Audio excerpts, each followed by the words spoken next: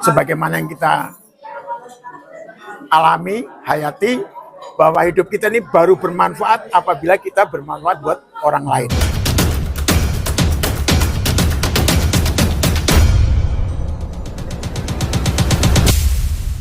Dia sudah punya motor Honda CB100 yang warna putih tempat tangki bensinnya.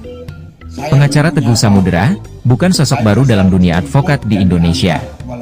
Sebelumnya, beliau sudah sangat berpengalaman dalam organisasi advokat, baik sebagai pendiri maupun sebagai pimpinan. Kiprahnya dalam dunia hukum, menjadikannya disegani di kalangan advokat.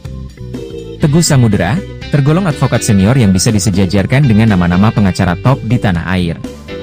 Selain itu, Teguh Samudera juga resmi menjabat sebagai Ketua Umum dari Federasi Advokat Republik Indonesia, Ferrari, periode 2024-2029. Pada Jumat 27 Desember 2024, Teguh Samudera merayakan bertambahnya usia yang ke-72 tahun, dirayakan bersama keluarga, para sahabat, dan juga anak-anak yatim di kawasan Kemayoran, Jakarta Pusat.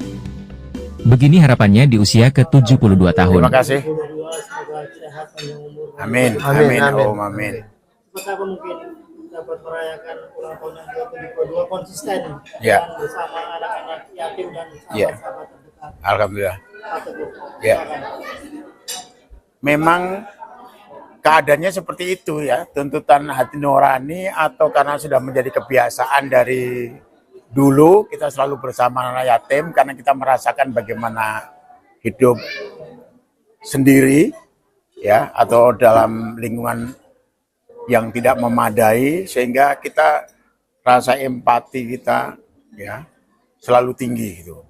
Karenanya sebagaimana rekan-rekan ketahui setiap tahun kita adakan bersama untuk membuat mereka bahagia. Selain itu juga untuk mengenang teman-teman kita saat berjuang dulu.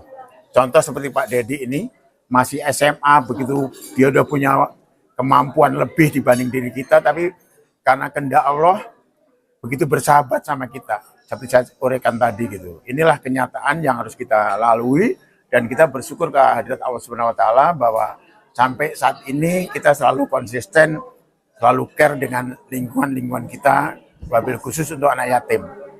Itu sih yang Oke, Pak Teguh, apa yang berbeda di perayaan ulang tahun ini dengan sebelum-sebelumnya ini, Pak Teguh? Perbedaannya saya terpikir kenapa ya saya nggak ngajak rekan-rekan saya dulu sejak di SMA, universitas, sesama dosen, sesama profesi, sampai guru besar, dan bahkan mitra yang care juga dengan kita. Seperti saya jelaskan seperti tadi, saya sudah punya biaya untuk umroh. Tahu-tahu kok ada orang lain, mitra kita yang tidak disangka-sangka, nggak nyana-nyana, membayari kita untuk berangkat umroh, padahal kita sudah punya uangnya. Sehingga itu kita nggak bisa berpikir secara logika, secara akademis, bisa terjadi seperti itu, nggak bisa diketemukan. Nggak ada hukumnya di dalam akademis ilmu yang kita pelajari. Tetapi itulah realita dan itu kita anggap sebagai anugerah atau hidayah dari Allah Subhanahu wa taala. Karenanya kita dalam hidup itu mesti perlu kebersamaan sebagaimana yang kita alami, hayati, bahwa hidup kita ini baru bermanfaat apabila kita bermanfaat buat orang lain. Nah, inilah kenyataan seperti tadi itu. Pak Teguh, berarti hari ini sahabat-sahabat lama dari sekolah terus perjuangan sana terus sebagai dosen juga hari ini hadir semua. Hari ini hadir. Mereka semua bisa itulah jalan Allah. Saya membuka WA, tahu-tahu ketemu. Pertama ketemu nyonyanya. Saya cari-cari nama Pak Dedi, tulisannya DI atau DI. Terus ketemu Anandanya, anak perempuannya. Kemudian baru saya cari lagi ketemu beliau, sehingga kita ngabarin nih.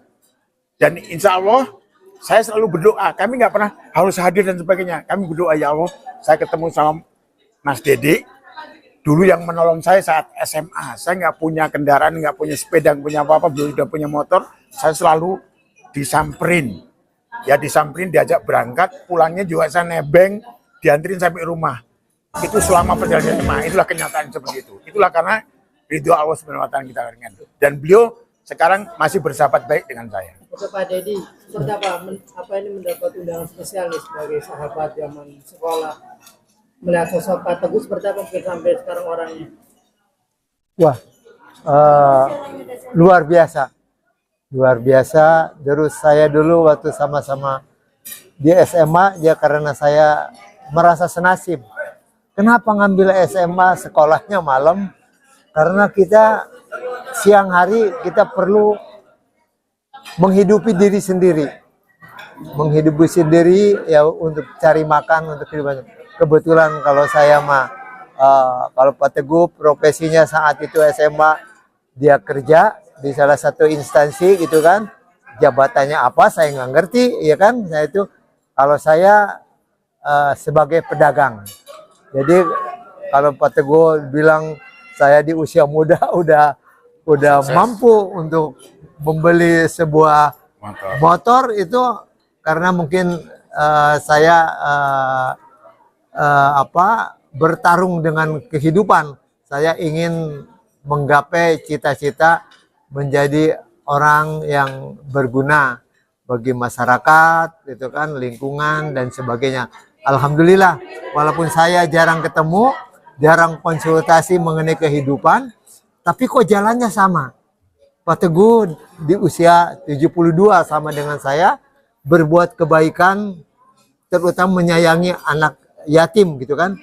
Dan saya alhamdulillah juga, kok ditakdirkan, barusan saya cerita, Pak Teguh saya di kampung bikin sesuatu untuk menampung orang-orang yang ingin bermain tapi gratis, terutama untuk yatim piatu. Saya di kampung bikin satu taman namanya Taman Saboga, sarana belajar, bermain dan olahraga, dikhususkan untuk yatim piatu, gratis, ya kan? Alhamdulillah. Alhamdulillah.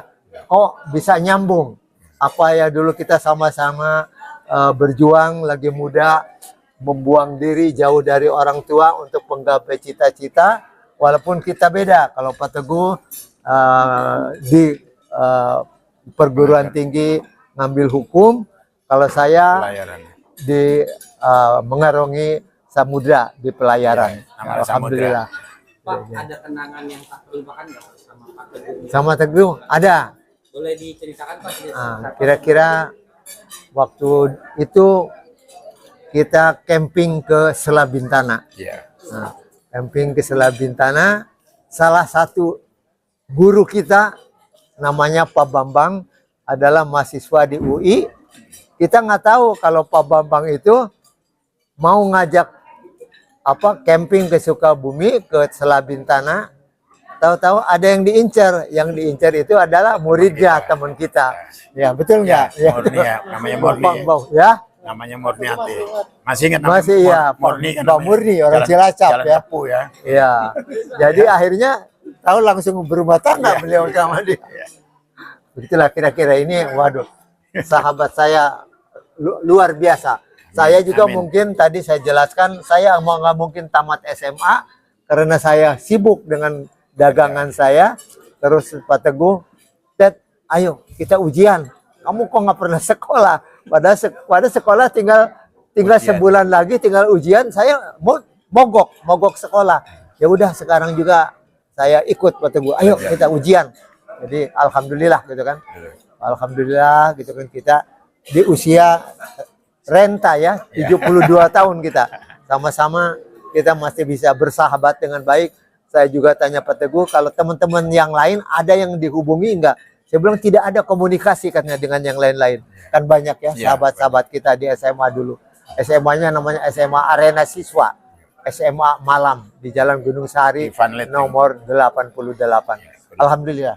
Ya Pak Teguh, terima kasih. Barokah.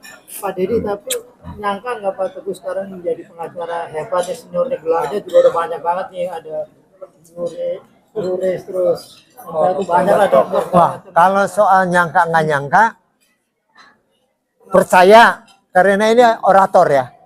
Lagi di SMA itu kalau bicara pak kan. Tapi nggak nyangkanya, akademisnya kok sama lah. Malah kalau dibilang akademisnya tidak hebat-hebat amat, Pak.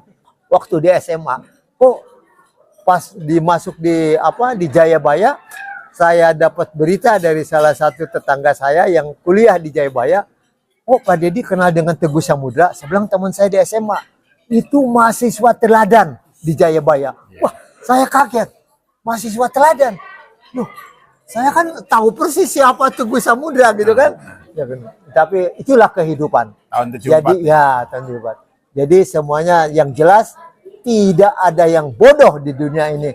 Yang ada itu orang yang malas, ya kan?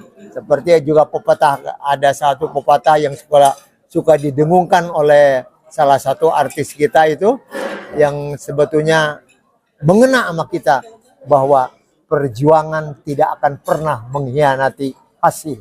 Amin. Ya, kira-kira Pak demikian. Teguh, di usia yang ke-72 tahun ini, apa Pak Teguh yang masih Pak Teguh impikan, harapan yang tercapai apa Pak Teguh? Artinya kan semuanya udah Pak Teguh raih nih, kesuksesan, nama besar, terus materi juga sudah semua. Apa Pak Teguh yang pengen dicapai lagi nih?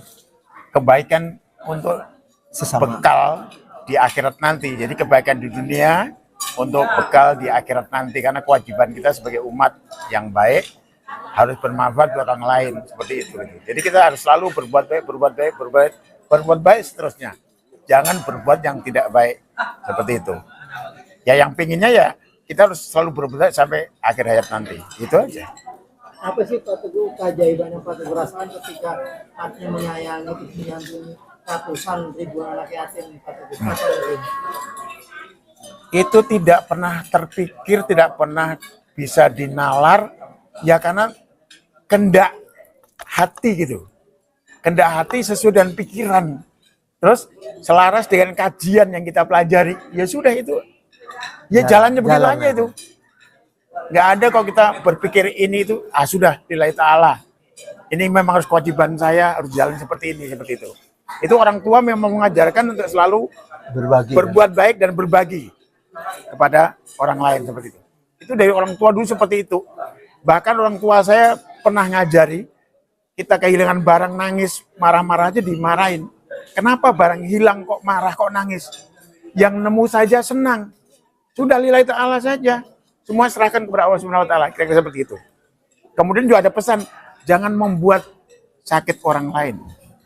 Jangan membohongin orang lain. Kenapa? Semua yang kamu lakukan seperti itu nanti akan mengenai diri sendiri. Nah, seperti itulah. Maka kita pinginnya selalu bisa berbuat baik, berbuat terus. Itu yang cita-cita kita yang pingin untuk kita raih sampai akhir hayat nanti. Itu.